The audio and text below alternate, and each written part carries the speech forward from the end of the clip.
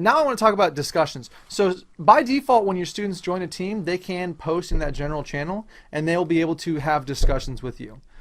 As someone, again, who has taught 7th graders, I personally think it's very, very important to control those conversations very strictly. This is up to personal style, but I do want to go over some of those important settings. So the first thing I would do when I get into my new teams is I'm going to go in here next to the name for my team. There's little 3 dots. Those are called breadcrumbs. You can always click on breadcrumbs to find more new options. It's very important to know. Then I'm going to go to Manage Team. So when I click Manage Team, it's going to take me to this view. So I'm in my Manage Team view, and I would normally see all my other students listed down here. I only have one in this example case. Right. So I want to emphasize this button right here, that Mute Students button. If I click that, it's going to mute everybody in my class. They will not be able to have conversations in here. First thing I do when I come in here is click that button. I'm going to mute them all by default.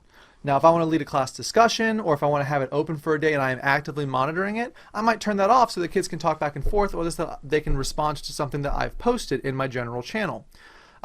Let's say that I'm doing this and one student is acting inappropriately. First of all, as the teacher, I can go delete their inappropriate posts, but you can also choose to mute individual students. So I can mute just the student that is being inappropriate without taking that ability to communicate away from everybody. So you do have that granular control, which is really, really nice here.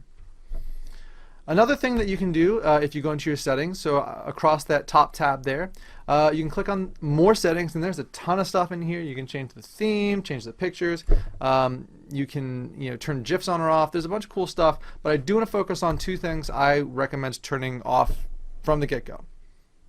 So under member permissions, and your students count as members, there are 2 things. Give members the option to delete their messages and give members the option to edit their messages. By default, this is turned on. This is a personal preference. I think it's useful to turn these off because a student could go in and say Mr. Heeren stinks at teaching and then edit that to say Mr. Heeren's great at teaching, and I might not notice it. If I turn these off, I as the owner, you can see, still have the ability to edit these messages, but I have that control. I want the students to be held accountable for the things that they say in my class. So those are kind of the main settings for controlling your students in your class. The other one I want to talk about are the settings for notifications. So you might not want all of your notifications to pop up all the time. You might be getting overwhelmed with notifications. And so to change those, you would click on your picture in the top right corner of your screen. That'll bring up another menu where you can go into your settings across all of your teams. It's kind of like your universal settings for teams. Now there are a bunch of settings in here.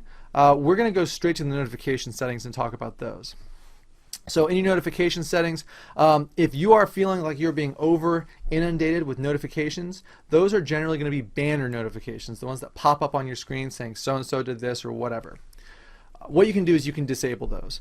What I recommend is switching them from banner over to only show in feed.